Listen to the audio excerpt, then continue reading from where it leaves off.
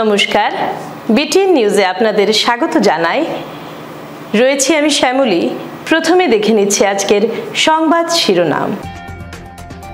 CBSE HS পরীক্ষার ফলাফল ঘোষণা। পাশের হার 87.98%।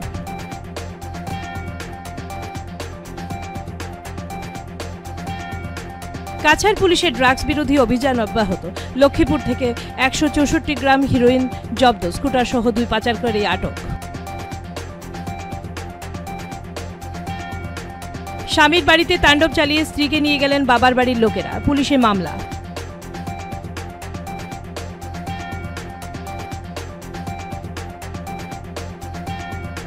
করিমগঞ্জ জেলার কালীগঞ্জ এলাকায় ভয়াবহ ডাকাতির ঘটনা। নগদ অর্থসহ স্বর্ণালংকার হাতিয়ে এনে ডাকাত দল, এলাকা জুড়ে আতঙ্ক।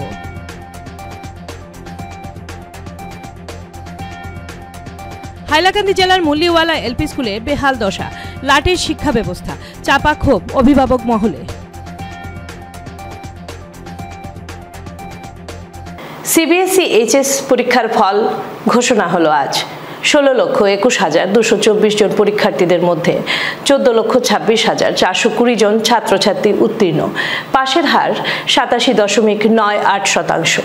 2024-এর তুলনায় পাশের হার বেড়েছে 0.65%। প্রকাশিত হলো চলতি বছরে central board of secondary education সিবিএসইর দ্বাদশ শ্রেণীর পরীক্ষার ফল। পাশের হারে ছেলেদের চেয়ে এগিয়ে মেয়েরা। এবছর পাশের হার 87.98%। গত বছর ছিল 87.33%। ছেলেদের পাশের হার 85.12% এবং মেয়েদের পাশের হার 91.52%। ট্রান্সজেন্ডারদের পাশের হার 50%। এবছর 15 ফেব্রুয়ারি থেকে শুরু হয়েছিল সিবিএসইর দ্বাদশের পরীক্ষা, যা শেষ হয় 2রা এপ্রিল। সিবিএসইর দ্বাদশ শ্রেণীর জন্য 2024 সালে মোট 16,21,224 জন পরীক্ষার্থী পরীক্ষা দিয়েছে। এর মধ্যে পাশ করেছে 14,26,420 জন। পাশের হারের নিরিখে দেশের মধ্যে প্রথম হয়েছে তিরুবনন্তপুরম, তারপর রয়েছে যথাক্রমে অন্ধ্রপ্রদেশের বিজয়ওয়াড়া 99.04%, তামিলনাড়ুর চেন্নাই 98.47% এবং কর্ণাটকের বেঙ্গালুরু 96.95%। কেন্দ্রীয় বোর্ড জানিয়েছে এবার 95% বা তার বেশি নম্বর পেয়েছে 24,068 জন ছাত্রছাত্রী। অন্যদিকে 1,16,145 জন পড়ুয়া পেয়েছে 90% বা তার বেশি নম্বর। উল্লেখ্য, গত বছরের তুলনায় বেড়েছে পাশের হার। 2023-এ সিবিএসইর দ্বাদশে প্রতি 100-তে পাশ করেছিল 87.33 জন, অর্থাৎ এবার পাশের হার বেড়েছে 0.65%। এবার 95% বা তার বেশি নম্বর পেয়েছে 24,000 ছাত্রছাত্রী, আর 1,16,000 পড়ুয়া পেয়েছে 90% নম্বর। এবছর ছেলেদের থেকে ভালো রেজাল্ট করেছে মেয়েরা, কারণ ছাত্রীদের পাশের হার 91% ছাপিয়ে গিয়েছে, যা ছাত্রদের থেকে 6.40% বেশি। নিয়ম অনুযায়ী সিবিএসইর দ্বাদশে পাশ করার জন্য একজন পড়ুয়াকে ন্যূনতম পেতে হয় 33% নম্বর। প্রসঙ্গত 2022-এ পাশের হার ছিল সবচেয়ে ভালো। ওই বছর শতাংশ নিরিখে উত্তীর্ণ হয়েছিল 92.7 জন। 2024-এর ফলের দিকে চোখ রাখলে দেখা যাবে সবচেয়ে ভালো ফল করেছে কেরালার তিরুবনন্তপুরম, দ্বিতীয় ও তৃতীয় স্থানে রয়েছে অন্ধ্রপ্রদেশের বিজয়ওয়াড়া ও তামিলনাড়ুর চেন্নাই। এই তিনটি জায়গায় পাশের হার যথাক্রমে 99.91%, 99.04% এবং 98.47%। এবছর 15 ফেব্রুয়ারি থেকে 2রা এপ্রিল পর্যন্ত ক্লাস 12-এর বোর্ড পরীক্ষা নিয়েছিল সিবিএসই। কাছাড় পুলিশের ড্রাগস বিরোধী অভিযান অব্যাহত। লক্ষ্মীপুর থেকে 164 গ্রাম হেরোইন জব্দ, স্কুটার সহ 2 পাচারকারী আটক। কাছাড় পুলিশের ড্রাগস বিরোধী অভিযান অব্যাহত। লক্ষ্মীপুর পুলিশ ড্রাগস বিরোধী অভিযানে নেমে মিলল সাফল্য। লক্ষ্মীপুর থানার আওতাধীন রবরপুর গ্রান্ট নামের গ্রামের পূর্ত সড়কে 2 পাচারকারী ক্রমে প্রেমা চন্দ্র সিংহ 41 বছর, অপরজন জয়কুমার মাইতি 38 বছর, দুজনের বাড়ি লক্ষ্মীপুর থানাধীন বিন্নাকান্দি প্রথম খণ্ডে একটি স্কুটি করে ড্রাগস পাচারের উদ্দেশ্যে যাচ্ছিল। পূর্ব থেকে গোপন সূত্রের খবরের ভিত্তিতে লক্ষ্মীপুর পুলিশ ওত পেতে বসে। রবিবার বিকেলে দুই পাচারকারী একটি স্কুটি নিয়ে 4টি সাবানের খালি বাক্সে লুকিয়ে রাখা 164 গ্রাম সন্দেহভাজন হেরোইন নিয়ে আসতে লক্ষ্মীপুর পুলিশের অভিযানকারী দল স্কুটি থামিয়ে তল্লাশি চালিয়ে স্কুটির ভেতর থেকে লুকিয়ে রাখা সম্ভাব্য হেরোইন জব্দ করে। সঙ্গে সঙ্গে দুই পাচারকারী সহ জব্দকৃত সম্ভাব্য হেরোইন ও পাচারের উদ্দেশ্যে ব্যবহার করা স্কুটি জব্দ করে লক্ষ্মীপুর থানায় নিয়ে আসে। পাচারকারী দুজনের বিরুদ্ধে একটি এনডিপিএস মামলা নথিভুক্ত করে টানা জিজ্ঞাসাবাদ চালাচ্ছে লক্ষ্মীপুর পুলিশ।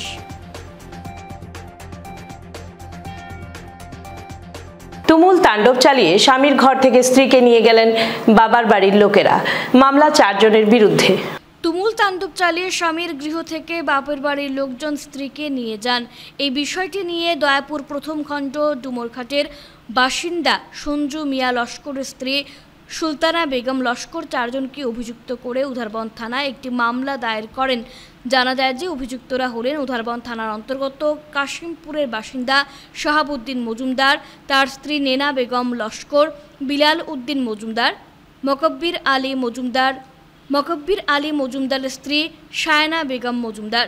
এজাহার মতে জানা যায় বিবাদীগণ 9 মে বেলা 11টা নাগাদ ডুমুরঘাটের আয়াতুন নেসার বাড়িতে আসেন। সেখানে তারা বিবাদ সৃষ্টি করে বিডিভি সঞ্জু মিয়া লস্করের ঘরে আসেন। ঘরে এসে সঞ্জু মিয়াকে না পেয়ে স্ত্রীকে জিজ্ঞাসাবাদ করলে সঞ্জু মিয়ার স্ত্রী স্বামীকে ফোন করতে চাইলে বিবাদীগণ সঞ্জু মিয়ার স্ত্রী সুলতানা বেগমের হাত থেকে ফোন কেড়ে নিয়ে ভেঙে দেয়। সঙ্গে ঘরের আসবাবপত্রেরও ভাঙচুর চালায় বিবাদীগণ। হিসাবে তো তারা কইছেন আমরা বিডিপি সেক্রেটারি তাই আগুয়া আইয়া হাইলে তান গেছে আমরা তাইনরা লইয়া আমরা দিমু নাই ওর তারা মানতে তারা হালকা শিখছিলাম দিতরা। এর মাঝে তারা বাড়িতে কিনা আইয়া আমরা বাড়ির সারা আইয়া হামাই গেছে। হামাইয়া ও শরীফ সাবদিন যে বেটা ও বেটা আইয়া কইছে যে তোমার জামাই হানো আমি কইছি কইতাম পারিয়ান না কই গেছুন তে রাখো আমি ফোন মারি। ও ফোন মারি কইয়া বেটা আমার কয় ও তুমি আর ফোন মারিও না বা দেও মোবাইল কইয়া মোবাইলটা আমার হাতে লইয়া তাইশোর মাঝে মারছে আসার মারি আমার মোবাইলও ভাঙিছে আর তাইশো ফাটাইছে। ভয়াবহ ডাকাতির ঘটনা সংঘটিত হলো করিমগঞ্জ জেলার কালীগঞ্জ এলাকায়। নগদ অর্থ সহ স্বর্ণালংকার হাতিয়ে নেয় ডাকাতের দল, এলাকা জুড়ে চাঞ্চল্য। দক্ষিণ করিমগঞ্জের অন্তর্গত ফতেপুর গাঁও পঞ্চায়েতের অধীনে থাকা 3 নম্বর ওয়ার্ডের বাসিন্দা দিলীপ আচার্যের ঘরে সংঘটিত হলো দুর্ধর্ষ ডাকাতি। উল্লেখ্য গতরাতে দিলীপ আচার্যের ঘরের দরজা ভেঙে ভেতরে প্রবেশ করে 4-5 জনের অস্ত্রধারী ডাকাত দল। ঘরে শুয়ে থাকা অবস্থায় দিলীপ আচার্যের 2 চোখ কালো কাপড় দিয়ে বেঁধে দেয় এবং পরে ঘরে লুটপাট চালায়। ঘরে থাকা আলমারি ভেঙে নগদ 1,25,000 টাকা সহ স্বর্ণালংকার লুটে নেয় অস্ত্রধারী ডাকাত দলটি। ঘটনার পর পুলিশ ঘটনাস্থলে উপস্থিত হয়ে তদন্ত আরম্ভ করে। এদিকে স্থানীয় কোনো দুষ্কৃতিকারী দল এই ঘটনার সঙ্গে জড়িত আছে বলে ধারণা পুলিশের। আজ 2টার সময় অনুমানিক 2টার সময় আমার হঠাৎ ঘুমোর মাঝে আমার মুখে যাতা মারি দিয়েছে। যাতে আমার যাওয়ার পরে আমার চোখ বাঁধি দিয়েছে। চোখ বাঁধি দেওয়ার পরে আমারে নিচে লামা নিয়েছে। নিচে লামাইয়া আমার চোখ বাঁধিয়া তারা যা আছে সব লুটপাট করে নিয়েছে। কেমন জিনিসপত্র নিছে? নিচে সোনা বলে আর 1,25,000 অনুমানিক টাকা, 2 টাকা কম বেশ। আচ্ছা আচ্ছা, আপনি একলা আসলা বড়? আমি একলা আসলাম। ঘুমো আসলা? ওরা ছেলে মেয়ে কই আসলা? ছেলে শিলং গেছে তার চিকিৎসা করে গেলে। হাইলাকান্দি জেলার মুল্লিওয়ালা এলপি স্কুলের বেহাল পরিকাঠামো, লাটে উঠেছে স্কুলের শিক্ষা পরিষেবা। দক্ষিণ হাইলাকান্দির আসাম মিজোরাম সীমান্ত সংলগ্ন মুল্লিওয়ালা এলপি স্কুলের বেহাল পরিকাঠামোর দরুন লাটে উঠেছে স্কুলের শিক্ষা পরিষেবা। সরকারি স্কুলের অবস্থা এতটাই শোচনীয় হয়ে উঠেছে যে সেখানে নেই কোনো নিয়মনীতি, ছোঁয়া লাগেনি আধুনিকতার। ডাবল ইঞ্জিনের সরকার থাকলেও ইচ্ছে মতো চলছে স্কুলের বিধিবিধান। দীর্ঘদিন ধরে বেহাল অবস্থায় পড়ে থাকা স্কুলটিতে প্রধান শিক্ষকের উপস্থিতি তো দূরে কথা, সরকারি অর্থ লুটিপুটে আত্মসাৎ করার অভিযোগ উঠেছে প্রধান শিক্ষকের বিরুদ্ধে। দেশজুড়ে নতুন শিক্ষানীতি বলবৎ হলেও অধ্যয়ন থেকে বঞ্চিত হচ্ছে স্কুলের পড়ুয়ারা। শুধু তাই নয়, মেধা যাচাইয়ের মাধ্যমে স্কুলে শিক্ষক নিযুক্তির পরও ভাড়াটে শিক্ষক দিয়ে চালানো হচ্ছে স্কুলের পাঠদান প্রক্রিয়া, যা সম্পূর্ণরূপে স্থানীয় জনগণকে হতভম্ব করে তুলেছে। 19শে মের চেতনা নিয়ে প্রতি বছরের ন্যায় এবারও মাতৃভাষা ঐক্যমঞ্চ উধারবন্দের 5 দিন ব্যাপী কার্যসূচি চলবে। 19শে মের চেতনা নিয়ে মাতৃভাষা ঐক্যমঞ্চ উধারবন্দ 5 দিন ব্যাপী সাংস্কৃতিক অনুষ্ঠান মালা নিয়ে রবিবার এক সাংবাদিক সম্মেলন অনুষ্ঠিত হয়। এদিন সাংবাদিক সম্মেলনে উপস্থিত ছিলেন মঞ্চের সভাপতি সীমান্ত ভট্টাচার্য, সম্পাদক সঞ্জু রায়, সহ সম্পাদক স্নেহাংশু তালুকদার, কোষাধ্যক্ষ জয়ন্ত কুমার দাস, সাংস্কৃতিক সম্পাদক বিজন ভট্টাচার্য, সদস্য সন্দীপ পাল, কিশোর দাস, সোমা দাস, জগন্নাথ রায় প্রমুখ। সাংবাদিক সম্মেলনে মঞ্চের কর্মকর্তারা জানান, 16 মে বৃহস্পতিবার সকাল 11টায় মঞ্চের স্থায়ী ভাষা শহীদ মিনার প্রাঙ্গণে রক্তদান কর্মসূচির মাধ্যমে অনুষ্ঠানের সূচনা হবে। 17 মে শুক্রবার সম্মিলিত সাংস্কৃতিক মঞ্চ শিলচরের আহ্বানে 19-এর মহা পথচলায় অংশগ্রহণ করবে মঞ্চের কর্মকর্তারা ও একটি পথনাটক পরিবেশন করবে ঈশান বাংলা মা রচনায় শুভঙ্কর চন্দ। 18 মে শনিবার উধারবন্দের বিভিন্ন স্থানে ভ্রাম্যমাণ সাংস্কৃতিক অনুষ্ঠান সহ পথনাটক পরিবেশন হবে। 19শে মে রবিবার সকাল 6:30 মাতৃভাষা ঐক্যমঞ্চের স্থায়ী শহীদ মিনারে পুষ্পার্ঘ্য অর্পণ, দুপুর 1:30 মিনার প্রাঙ্গণে জমায়েত, 2:35 ভাষা শহীদ মিনারে মাল্যদান ও সমবেত সঙ্গীত পরিবেশন ও 19-এর মহাপথ চলা। বিকেল 3টা থেকে উধারবন্দের প্রতিটি শিক্ষা প্রতিষ্ঠান ও সাংস্কৃতিক সংগঠনের অনুষ্ঠান। সন্ধে 6টায় মিনার চত্বরে প্রদীপ প্রজ্বলন। সন্ধে 6:30 স্মরণিকা তর্পণের আনুষ্ঠানিক উন্মোচন করবেন বরাক উপত্যকার শিক্ষাবিদ তথা আসাম বিশ্ববিদ্যালয়ের প্রাক্তন উপাচার্য তপোধীর ভট্টাচার্য সহ আরও বিশিষ্ট কবি সাহিত্যিকরা। 6:45 স্থানীয় মঞ্চের শিল্পী বন্ধুরা ও আমন্ত্রিত শিল্পী বন্ধুদের সাংস্কৃতিক অনুষ্ঠান। 20 মে সন্ধ্যায় ভাষা শহীদ স্টেশন শহীদ স্মরণ সমিতি শিলচরের অনুষ্ঠানে অংশগ্রহণ করবে বলে জানিয়ে শিলচর রেল স্টেশনকে ভাষা শহীদ স্টেশন শিলচর অবিলম্বে নামকরণ ঘোষণা করার জন্য কেন্দ্র ও রাজ্য সরকারের কাছে দাবি জানান কমিটির কর্মকর্তারা। আমরা রক্তদান শিবির করব আমাদের মিনার প্রতিষ্ঠা দিবসে। সেই রক্তদান শিবিরে মঞ্চের বন্ধুরা তো রক্তদান করবেনই, তার ছাড়াও যাতে অন্যান্য সংস্থার বন্ধুরা আমাদের এই ডাকে সাড়া দিয়ে রক্তদান শিবিরে অংশগ্রহণ করেন। তৎসঙ্গে আমরা 17 তারিখ শিলচরে সমৃদ্ধ সাংস্কৃতিক মঞ্চ শিলচরের উদ্যোগে যে 19-এর মহাপথ চলা সেটা অংশগ্রহণ করব, সেখানে সাংস্কৃতিক অনুষ্ঠান পরিবেশন করব। 18 তারিখে আমাদের রয়েছে ভ্রাম্যমাণ সাংস্কৃতিক অনুষ্ঠান, উধারবন্দের বিভিন্ন অঞ্চলে আমরা অনুষ্ঠান পরিবেশন করব এবং যে জায়গায় আমরা অনুষ্ঠান পরিবেশন করতে যাব সেখানে যাতে সেই জায়গার শিল্পী বন্ধুরা অংশগ্রহণ করেন, তাদের অনুষ্ঠান যাতে আমাদের সঙ্গে থাকে। আমরা চাই 19-এর অনুষ্ঠান শুধু মাতৃভাষা ঐক্যমঞ্চের অনুষ্ঠান নয়, গোটা ভাষা গোষ্ঠীর মানুষের, প্রত্যেক ভাষা গোষ্ঠীর মানুষের অনুষ্ঠান। তাই তাদেরকেও আমরা আমন্ত্রণ জানাবো 18 তারিখে আমাদের সঙ্গে অনুষ্ঠান পরিবেশন করার জন্য। 19শে মে সকাল 6:30 থেকে আমাদের অনুষ্ঠানমালা শুরু হবে স্থায়ী ভাষা শহীদ মিনারে পুষ্পাঞ্জলি অর্পণের মাধ্যমে। এই অনুষ্ঠান উধারবন্দের যারা কচিকা যারা নাচ গান শিখে তারা সবাই উৎসাহিত হয়ে থাকে কখন এই অনুষ্ঠানটা হবে, কখন তাদের নৈপুণ্য তারা দেখাতে পারবে।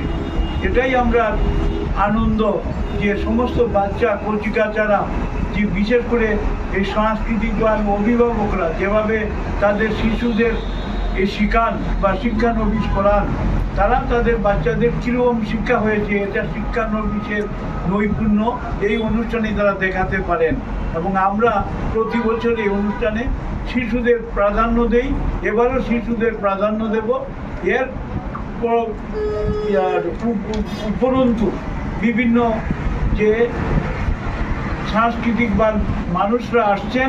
সোনাই রুকনি নদীতে ধরা পড়েছে বিরল প্রজাতির বিষাক্ত মাছ শুকের মাউথ ক্যাটফিশ। বিরল প্রজাতির এই মাছটিকে দেখতে উৎসুক জনতার ভিড়।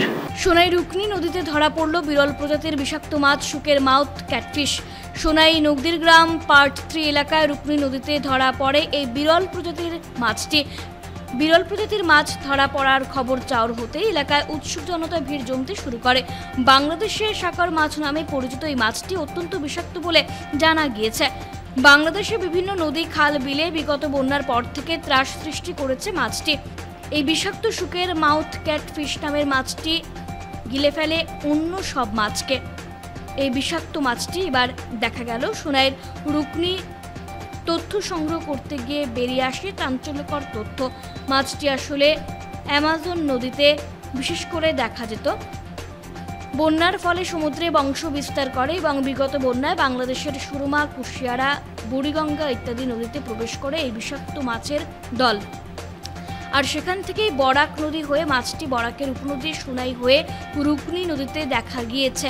নগদিগ্রাম তৃতীয় খণ্ড এলাকায় রুকনি নদীতে মাছ ধরতে গেলে এক ব্যক্তির জালে ফাঁসে মাছটির শরীরে রয়েছে কয়েক লাইনের কাঁটা, কালো রঙের মধ্যে সাদা ফুটো এবং মুখটা দেখলেই অসাধারণ লাগে। এই মাছটি শুকনো স্থানে বেশ কদিন থাকতে পারে। 6 থেকে 8 মাস শুকনো স্থানে বাস করতে সক্ষম এই মাছটি। সম্পূর্ণ শুকিয়ে গেলেও 1 ফুটো জল মুখে দিলে নড়ে মাছটি। এই মাছটি যখন ওই ব্যক্তির জালে ফাঁসে তখন নিজেই বুঝে উঠতে পারেননি কোন ধরনের এই মাছ। তখন কয়েকজন স্থানীয় যুবক মাছটির বিষাক্ত খুঁজতে গুগলে সার্চ করতে বেরিয়ে আসে এই তথ্য। এই মাছটি যদিও এই অঞ্চলে বিরল।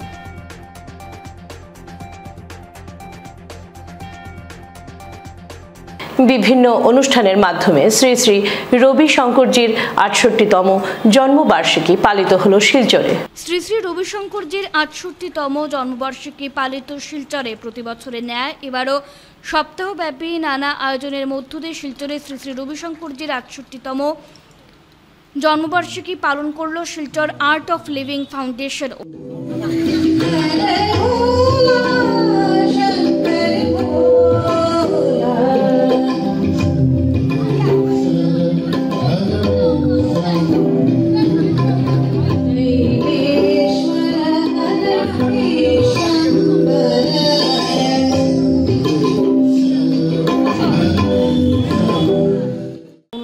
শেষ দিন শিলচর তারাপুর আউটপোস্টের সামনে পথচারীদের মধ্যে আহার বিতরণ করা হয়।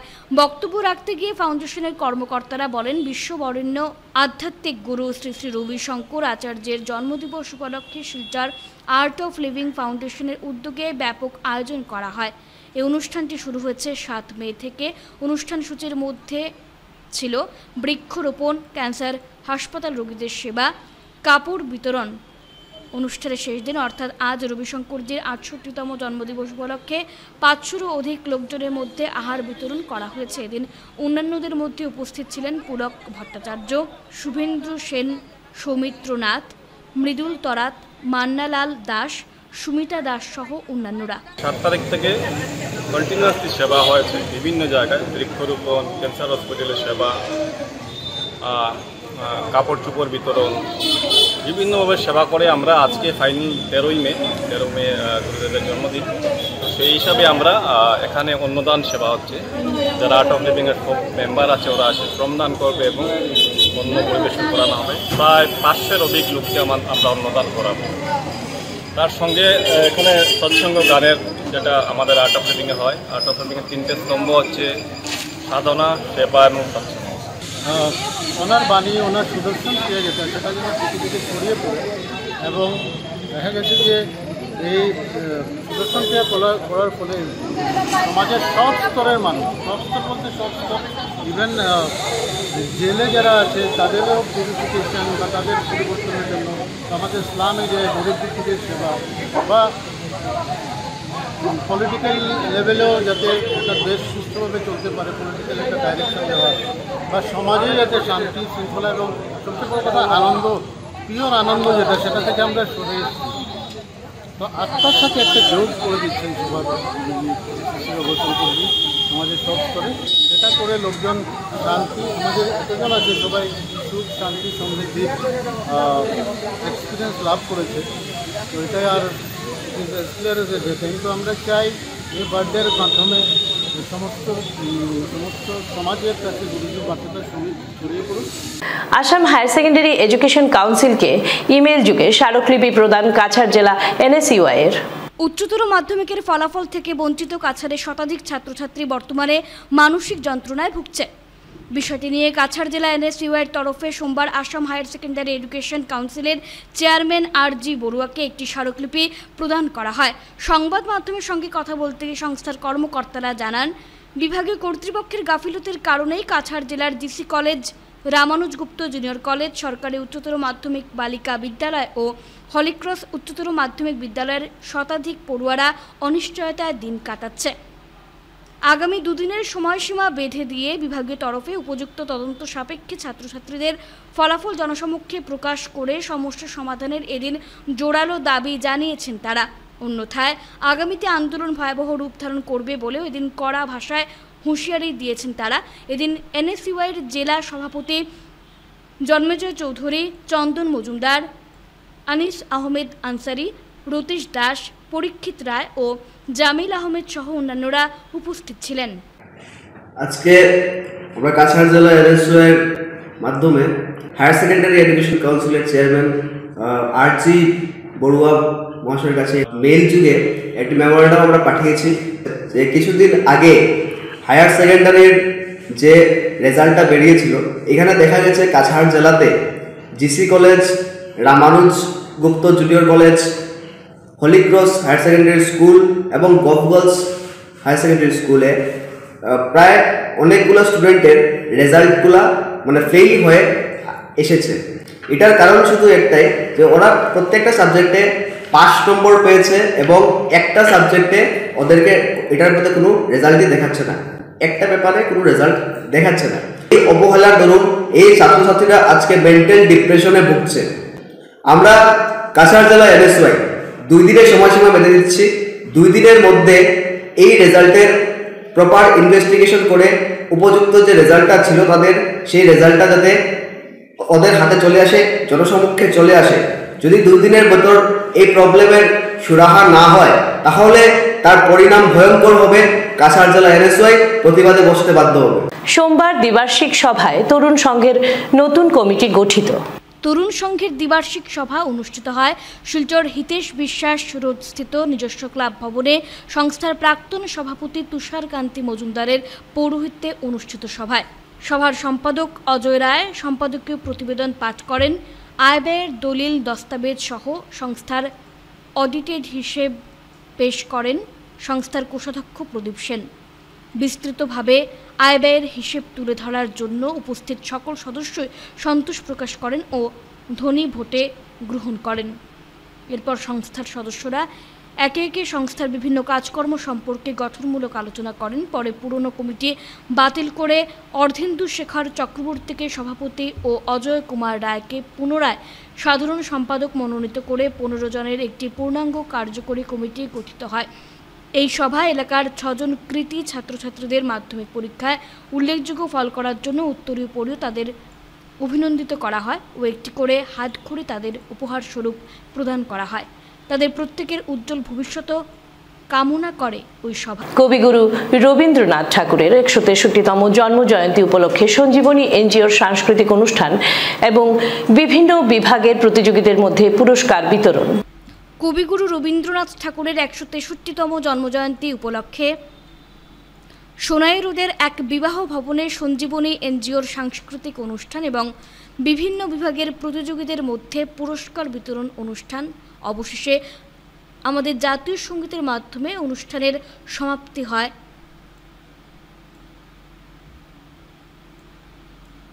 এই অনুষ্ঠানে আমন্ত্রিত অতিথিরা ছিলেন সর্বশ্রী চয়ন ভট্টাচার্য, মুখ্য অতিথি বিমলেন্দু রায়, বিশ্বজিৎ রায় চৌধুরী, ডক্টর শিবানন্দ রায়, বিমলেন্দু সিনহা, সায়ন বিশ্বাস, সর্বাণী ভট্টাচার্য এবং সংস্থার সভাপতি ডক্টর জহর দত্ত কানুঙ্গ সহ আরও অনেকে।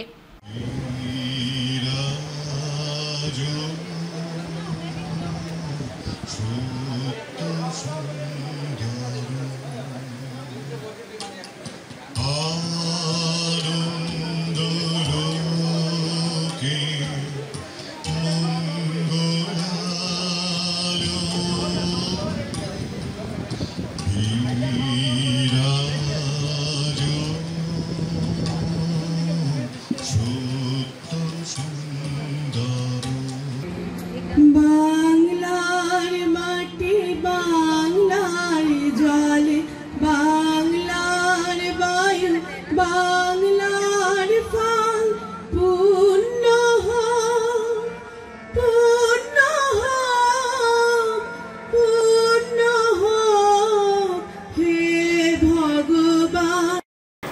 আদি শঙ্করাচার্য হলেন অদ্বৈত বেদান্তের সর্বশ্রেষ্ঠ প্রবক্তা। মন্তব্য শ্রীমৎ বিজ্ঞানানন্দ ব্রহ্মচারী মহারাজের। 12ই মে অর্থাৎ রবিবার সমগ্র হিন্দু সমাজের জন্য অতি গুরুত্বপূর্ণ একটি দিন। এদিন আদি শঙ্করাচার্যের 1236তম আবির্ভাব দিবস। ভারতের অন্যতম কিংবদন্তি ধর্মীয় নেতা তথা দার্শনিক জগৎগুরু শঙ্করাচার্য কেরালার কালাজিতে এক রক্ষণশীল হিন্দু পরিবারে জন্মগ্রহণ করেন। ভারতীয় ধর্ম সংস্কৃতির প্রতি তার অবদানকে সম্মান জানিয়ে প্রতি বছর বৈশাখ মাসের শুক্লপক্ষের পঞ্চমী তিথিতে শঙ্করাচার্য জয়ন্তী পালন করা হয়। শিলচর শঙ্কর মঠ ও মিশনে প্রতি বছরের ন্যায় এবছরও আদি জগৎগুরু শঙ্করাচার্যের আবির্ভাব তিথি পালন করা হয়। এদিন সকাল থেকে আদি গুরু শঙ্করাচার্যের জীবনী পাঠ, গীতা পাঠ, ভক্তিমূলক সঙ্গীত পরিবেশন, দুপুরে উপস্থিত ভক্তদের মধ্যে মহাপ্রসাদ বিতরণ সহ আরও ধর্মীয় রাজ্যসূচির মধ্য দিয়ে পালন করা হয়। জগৎগুরু আদি শঙ্করাচার্যের প্রতিকৃতিতে মাল্যদান, পুষ্পার্ঘ্য নিবেদন করেন শিলচর শঙ্কর মঠ ও মিশনের কর্মাধ্যক্ষ শ্রীমৎ বিজ্ঞানানন্দ ব্রহ্মচারী মহারাজ। তিনি বলেন, জগৎগুরু শ্রী শঙ্করাচার্য একজন যোগী, একজন জ্ঞানী, একজন ভক্ত, একজন ধর্ম সংস্কারক, একজন প্রতিভাধর কবি। জ্ঞানের কোনো শাখাকে অনাবিষ্কৃত রাখেননি। তার সময়ের সবচেয়ে জ্ঞানী ব্যক্তিরাও যুবক শঙ্করের অতি মানবীয় বুদ্ধির সামনে মাথা নত করেছিলেন। এদিন অন্যান্যদের মধ্যে সহযোগিতায় ছিলেন শ্রীমৎ রামেশ্বরানন্দ ব্রহ্মচারী মহারাজ, রামু দেবনাথ, বিপ্লব দে, সুমন মিত্র, রূপন মিত্র প্রমুখ। হিন্দু ধর্মকে রক্ষার জন্য তিনি চারদিকে 4টি মঠ স্থাপন করেছেন।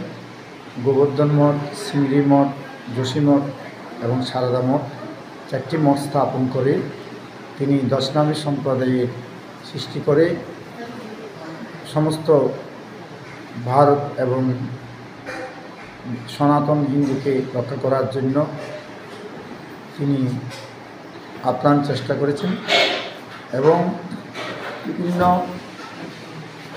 বাহ্যিক ধর্মের যে অত্যাচার, বিশেষ করে বুদ্ধ এবং মুসলিমদের অত্যাচার থেকে সনাতন ধর্মকে রক্ষা করেছেন। তাই 8ম শতাব্দীর শেষ প্রান্তে এসে তিনি সমস্ত ভারতবর্ষে প্রচার এবং প্রসারের মধ্যে দিয়ে তিনি এই সনাতন শাস্ত্রকে রক্ষা করেছেন। আজকে এই বিরল মহাপুরুষের জন্মতিথি, এই তিথি উপলক্ষে আমরা সংক্রমণ মিশন বিভিন্ন দেশ এবং বিদেশে ওনার জন্মতিথি পালন করছি। এখানে অনেক ভক্ত সমাগম হয়েছে। আমরা এই আচার্য শঙ্করের জন্মতিথিকে সার্থক করার জন্য ওনার রচিত বিভিন্ন স্তোত্র, বিভিন্ন গ্রন্থগুলো আমরা আজকে পাঠ করছি। শেষ করার আগে বিশেষ খবর আরও একবার। সিবিএসই এইচএস পরীক্ষার ফলাফল ঘোষণা। পাশের হার 87.98%।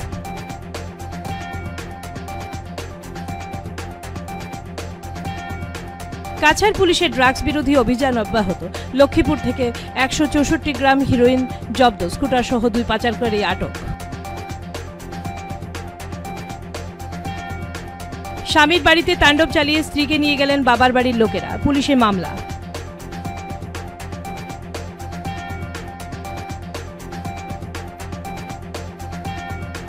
করিমগঞ্জ জেলার কালীগঞ্জ এলাকায় ভয়াবহ ডাকাতির ঘটনা। নগদ অর্থসহ স্বর্ণালংকার হাতিয়ে এনে ডাকাত দল, এলাকা জুড়ে আতঙ্ক।